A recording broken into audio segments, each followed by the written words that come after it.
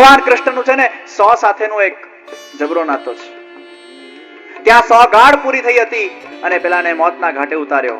અહીંયા 100 કોડા પૂરા થયા છે. હવે આ રાજાનો પાપનો ઘડો ભરાયો છે. બુંદેલખંડની સીમા ઉપર અડધી રાતના જ્યારે રાત્રિનો અંધકાર છાયો છે, બીજા રાજ્યના એક સશક્ત રાજાએ બુંદેલખંડની સીમા ઉપર ચઢાઈ કરી છે અને ચઢાઈ કરીને એ બુંદેલખંડની સીમા પર દેકારો બોલાવી દીધો. બધા સૈનિકોને મારી નાખ્યા છે, બધાને મોતના ઘાટે ઉતાર્યા છે.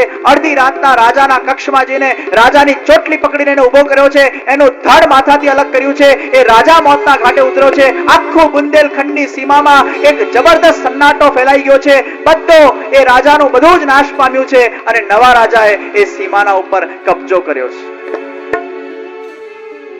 જ્યાં નવા રાજાએ આ સીમા પર કબજો કર્યો, બીજા દિવસનો સૂર્ય ઉગ્યો છે અને બીજા દિવસનો સૂર્ય જ્યાં ઉગ્યો ત્યાં નવા રાજાએ બધા કેદીઓને મુક્ત કર્યા છે. બધા કેદી જ્યાં મુક્ત થયા છે, આ છોકરો પણ ત્યાંથી મુક્ત થયો છે. જ્યાં છોકરો મુક્ત થઈને બહાર નીકળ્યો, એક સંઘ જતું હોય છે મથુરા તરફ. અચાનક 20, 25, 30 જણાનું સંઘ એ નીકળી રહ્યું હોય છે અને એ સંઘના અંદર આ છોકરો જોડાઈ ગયો છે. સંઘના લોકોએ એને જલપાન કરાવ્યું છે, ભોજન આપ્યું છે. કેટલા દિવસનો ભૂખ્યો હતો, તરસ્યો હતો, અન્ન ખાધું નહોતું, કઈ જ. જો જ્યારે ભગવાન આપણા પર કૃપા કરવા માંગે ને ત્યારે સૌથી પહેલા સંઘ આપે છે, સત્સંગ આપે છે. હવે આ જીવ ઉપર ભગવાન કૃપા કરવા માંગે છે એટલે હવે સૌથી પહેલા એને સંઘ આપ્યું છે. એ સંઘના માધ્યમથી હવે એ પહોંચી રહ્યો છે ધીરે ધીરે મથુરા તરફ.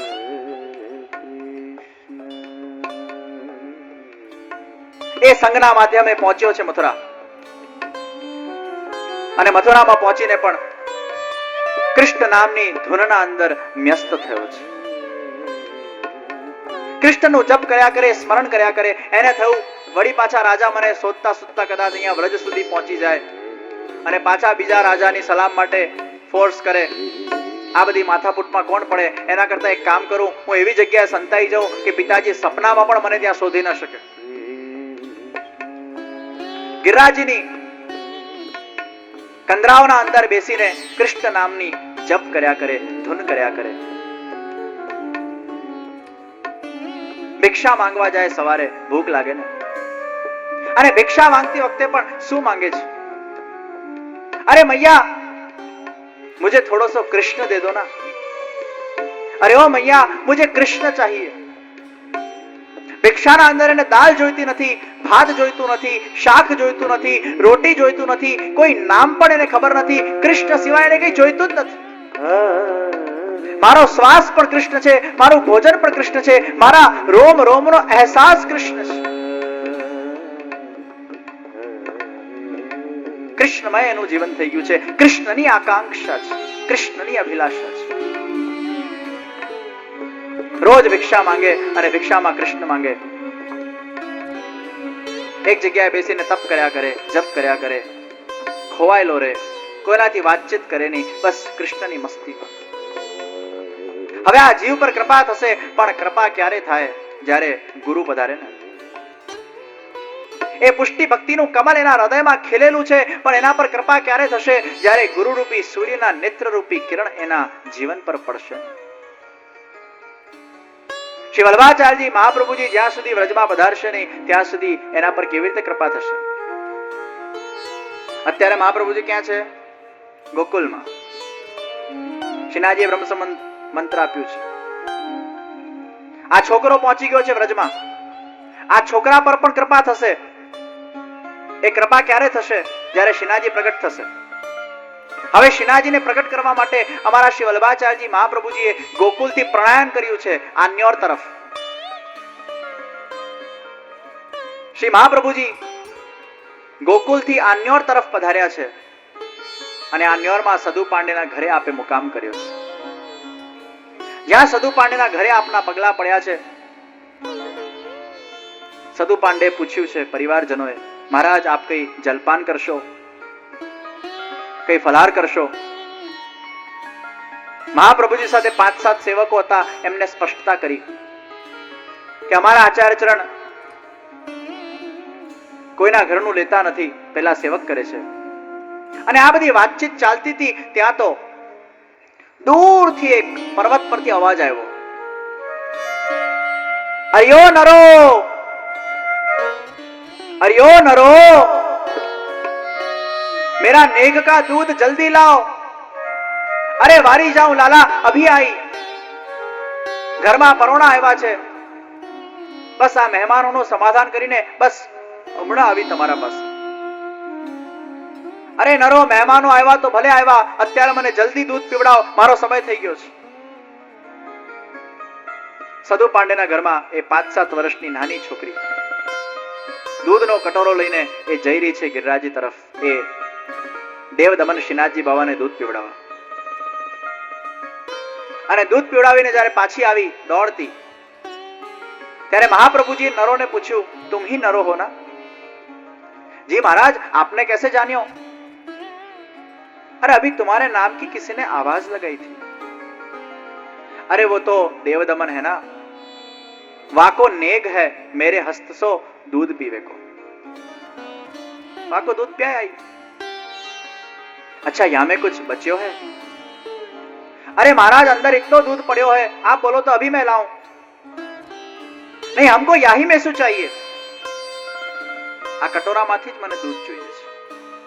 अरे महाराज, ये 2 चमची दूध में आपको क्या तृप्ति होगी, आप बोलो तो अभी अंदर से ले आऊं. नहीं नरो, हमें यही में શું चाहिए. એ 2 ચમચ દૂધ જે વધેલું હતું શ્રીનાથજી બાવાનો પ્રસાદી, એ દૂધના કટોરાને શ્રી મહાપ્રભુજીએ એ પ્રસાદી દૂધને ગ્રહણ કર્યું છે. સદુ પાંડે અને એમના પરિવારજનો આ વસ્તુ જોઈને બહુ પ્રભાવિત થયા. પાંડેજી કહી રહ્યા છે કે હે ગુરુવર્ય, અમારા ઘરે એટલા બધા સંતો આવે છે, એટલા બધા ગુરુઓ આવે છે, અને જે માંગે અમે હોશે હોશે આપીએ છીએ. આપ પહેલા ગુરુ એવા છો કે જેમને અમારા પાસે કઈ માંગ્યું નથી, કઈ લીધું નથી, અને ખાલી આ 2 ટીપા પ્રસાદી દૂધ આપે ગ્રહણ કર્યું. આપ જરૂર કોઈ સદગુરુ છો અને કોઈ લક્ષ્ય સાથે અહીંયા અમારા ઘર આંગણે પધાર્યા છો. પાંડેજી, તમારા આ પર્વતના દેવ દેવદમને અમે જ્યારે ઝારખંડમાં યાત્રા પર હતા ત્યારે અમને પ્રગટ થઈને આજ્ઞા કરી હતી કે અમે વ્રજના અંદર પ્રગટ થઈ ચૂક્યા છે, અને અમને આજ્ઞા કરી કે અમે જલ્દી વ્રજમાં આવીને એ શ્રીનાથજી બાવાને પ્રગટ કરીએ. એટલે અમે અહીંયા આવ્યા છે. સદુ પાંડે બોલ્યા, મહારાજ, આ દેવદમન શ્રીનાથજીએ તો જ્યારે અમે પહેલી વાર એમના મુખારવિંદના દર્શન કર્યા ત્યારે એવું કીધેલું કે જગતગુરુ શ્રી વલ્લભાચાર્યજી મહાપ્રભુજી જ્યાં સુધી અહીંયા નહીં પધારે ત્યાં સુધી અમે સાક્ષાત પ્રગટ નહીં થઈએ. મહાપ્રભુજીના એક સેવકમાંથી એક સેવક બોલ્યા કે અરે પાંડેજી, તમારા ઘરે જે ગુરુવર્ય પધાર્યા છે એ બીજા કોઈ નથી, એ સાક્ષાત શ્રી વલ્લભાચાર્યજી મહાપ્રભુજી તો પધાર્યા છે. પાંડેજીની આંખો આશ્ચર્યચકિત થઈ ગઈ છે. અરે, જેમની અમે આટલા વર્ષોથી પ્રતીક્ષા કરતા હતા, આટલા વર્ષોથી જેમની રાહ જોતા હતા, એ સાક્ષાત વલ્લભાચાર્યજી અમારા ઘરે પધાર્યા છે. અરે, આપની તો અમે પ્રતીક્ષા કરતા હતા, કારણ કે આપ જ્યાં સુધી ન પધારતે ત્યાં સુધી અમારા શ્રીનાથજી બાવાને કોઈ પ્રગટ ન કરી શકતે. પૂજ્ય પિતૃચરણોના ચરણ કમલમાં દંડવત પ્રણામ કરી શ્રીનાથજી બાવા જ્યારે પ્રગટ થવાના છે ત્યારે જ પિતૃચરણ એકદમ મોકા પર પધાર્યા છે. અને હવે મહાપ્રભુજી સાથે જ્યારે આપણે શ્રીનાથજી બાવાને પ્રગટ કરવા જઈશું, પિતૃચરણ પણ આપણા સાથે હશે.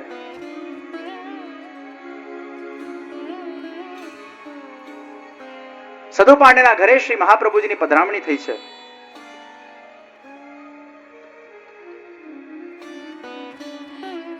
પાંડેજી આ શ્રીનાથજી બાવાએ અમને આજ્ઞા કરી છે, અને એમની આજ્ઞાથી અમે અહીંયા પધાર્યા છે.